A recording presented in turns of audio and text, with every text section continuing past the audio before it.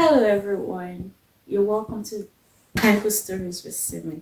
My name is Sinmi Oluwoshoyo.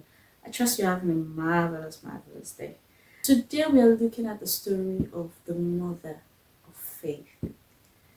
Now, the Bible doesn't call her the mother of faith, actually, but I believe that in most situations, when there is a father, there is a mother. And so we are looking at the story of Sarah. This story is going to be divided into two different parts, and I really hope that we'll have a great time discussing this.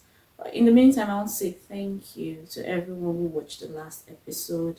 I want to thank you for your comments, for your shares, for your subscription, for subscribing. Thank you. If you're not subscribed, please go and subscribe. Yeah, I loved the comments. A lot of them got me thinking, so thank you. In the meantime, sit back, relax. We're about to go into it. Grab a cup of tea, grab some biscuits, and we'll be back in a few minutes.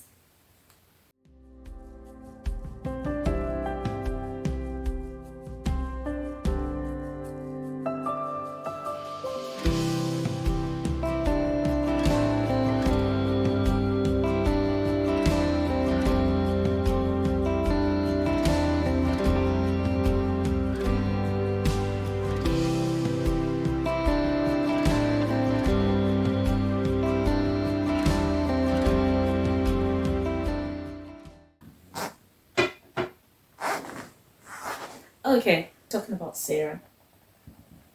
And the life of Sarah is a very interesting one. Very interesting. Why? Because I try to put myself in her shoes. Wow, that woman was strong, man. Let me tell you why I said that. The story starts with an instruction to her husband, and the instruction was leave your father's house, leave everything. Well, not everything actually, just leave your father's house and go to a land that I will show you. And that was interesting. I can imagine how Abraham, well, it was Abraham at the time. I can imagine how he told Sarah, like, my dear, we are leaving now. And she goes, okay, where are we going? And he goes, I'm not sure, but God said we should go. And they went. Like, they actually left for a land that they did not know from the start. Now, I don't know if you have tried to picture, like, try picturing that. Just try. Try picturing it. Like, imagine the person, your partner, your husband, your wife, or someone close to you just tells you, God said I should go. And then you're asking, okay, so where did God say you should go? And the person goes, well, I don't know, but let's put fuel in the car because as soon as I know where it is, we'll stop. Who would you go? Somebody said Siri, those days were different from now. Are you sure? Anyway, that was the story of Sarah, and that was where the story started from. Now, it is obvious why Abraham was called the father of faith because his entire life was faith.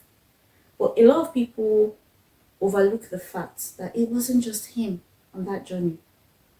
There was someone beside him. There was someone who was constantly supporting him silently. She was there. When he got to Egypt and it became quite tacky, he didn't know what to do. Do you remember what happened? He told Sarah, you know what, this is what we're going to do.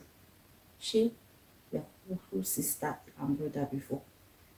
So just let's omit the fact that we are married. Let's just introduce ourselves as brother and sister so that they will not kill me because you are beautiful. So Sarah was a beautiful woman. She, like, sincerely speaking, I don't think there are a lot of people like Sarah in the world today. I don't think so. Talking about women, I don't think a lot of us, I don't know many women that are like Sarah, ready to obey blindly. Because the truth of the matter is, when you give an instruction to someone, by the time that person gives that same instruction to someone else, some part of the information gets lost in the process. So when God said, "Leave your father's house to a land that I will show you," of course, by the time you would say that to Sarah, some part of that information is already like lost in transit. What I'm trying to say is, if Abraham went blinded, you can imagine how blind Sarah was in that journey, and every other person that went to Abraham. But she went. Now, throughout her life, now she didn't have a child at that time and everything. So many things kept happening. There were so many things happening, and then from time to time, I'm sure Abraham would tell her, "Ah, God said this is what will happen.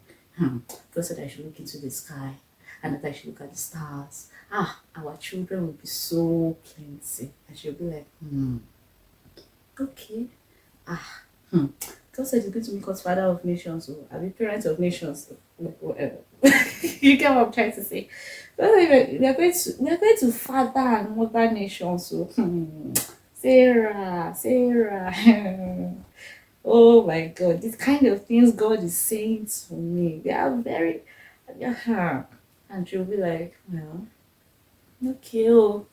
And then one time they had visitors, and so Abraham just comes and says, "You know what? He brings the goat and gives to her. Bah, go and keep it, go and cook it. We're having visitors. I just saw this man. I know that I need to take care of them."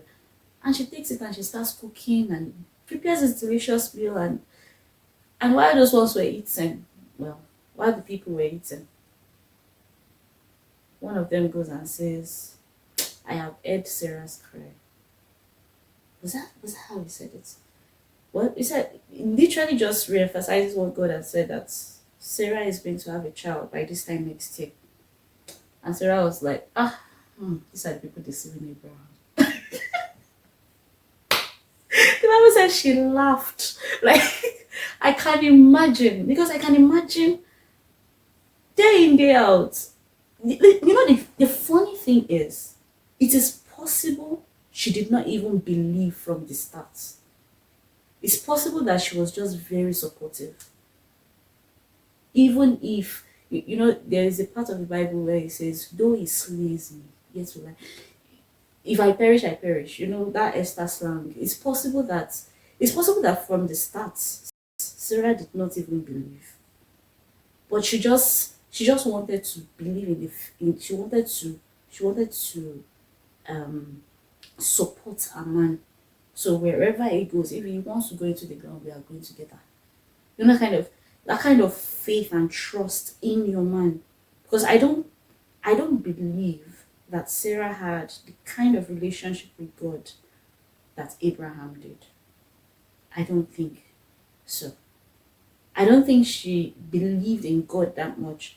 When I say she was mother of faith, what I mean is faith came through her, because their lineage is where the faith came from, actually. So that's what I mean by mother of faith. But I don't feel like she had as much trust in God and his ability to do all he promised. Um, I don't think she had that much faith like her husband did.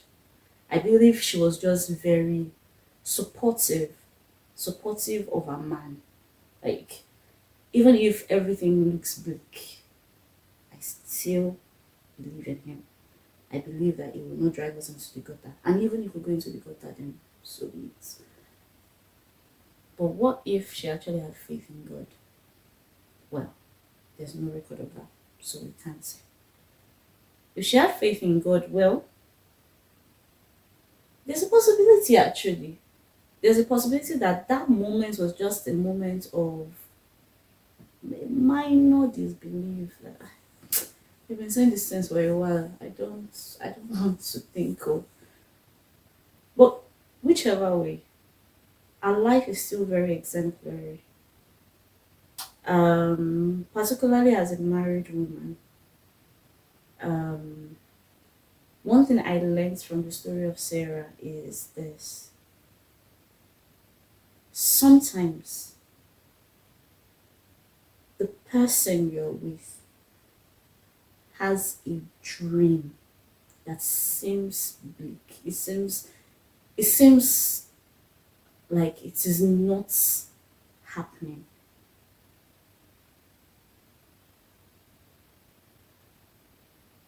Sometimes it is your faith in them that will keep them going. Now, have you tried to imagine what kind of life Abraham would have had if his wife said no from the start? If every time he wanted to sacrifice, she was the one person that was against it?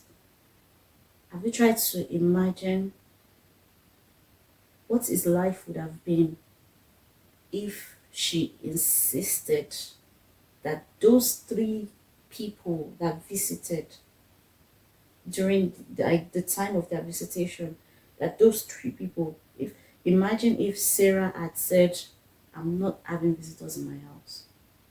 Imagine if she had said, please get those men out of my house. Imagine if when he told her that God said we will have countless children, imagine if she had told him, see, I am going back to my father's house because this thing doesn't make sense. Or when Abraham and Lot had to separate and Lot chose the choicest land and they had to stay in the desert. Imagine if Sarah had been like, guy, are you alright? See, let's go to Sodom and Gomorrah. Imagine what would have happened if they went to Egypt and after seeing everything that was going on, Sarah decided, well, I'm not going with you. Imagine if she had gotten to a point that she had decided, you know what, I'm not going again. Let's stay where we are.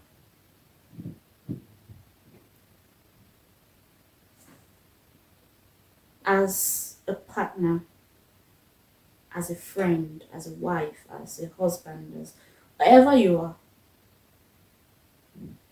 you have a duty to support the person that you're relating with. It's a duty of care. You don't have to totally believe in their dreams, but it is your duty to support them.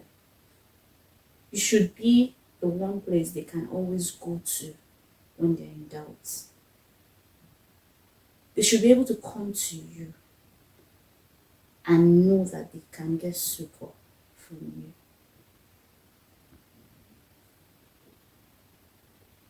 It's even more important when you're married to this person. It is your duty to ensure that the person you're married to can totally depend on you to be their shoulder, to be a pillar of support. I believe that Sarah was a pillar to Abraham. And as you journey through life, please make it your duty to be dependable for the person that God has placed in your life. You don't know. It's possible that you might actually gain from it. At the end of the day, Sarah had a baby. She didn't believe it, but she supported the person who believed it. I don't know if this makes sense to you, but this is what I need us to learn from this story. She birthed faith. nations came through her. And that was just because she gave the support that Abraham needed. So today is marital counseling day. Oh, I'm just kidding. Well, really, in relationships, marital relationships and otherwise, please let's make it a point of duty to understand that our role is to support the person we are with, male or female. Support their dreams, support. If they tell you they have a promise from God, support them. Don't discourage them. Don't make them feel stupid for believing. Support them. If there's a need to guide them through and through, if there's a need to give advice, give the advice. If you feel like they're making a mistake, let them know. But support is really important. I pray that God helps us to understand this a bit more in Jesus' name. All right then. Next episode of Bible Stories with Sinmi, we're going to be looking at the error Sarah made. So this is just part one. I hope I can see you next week. Take care. Bye.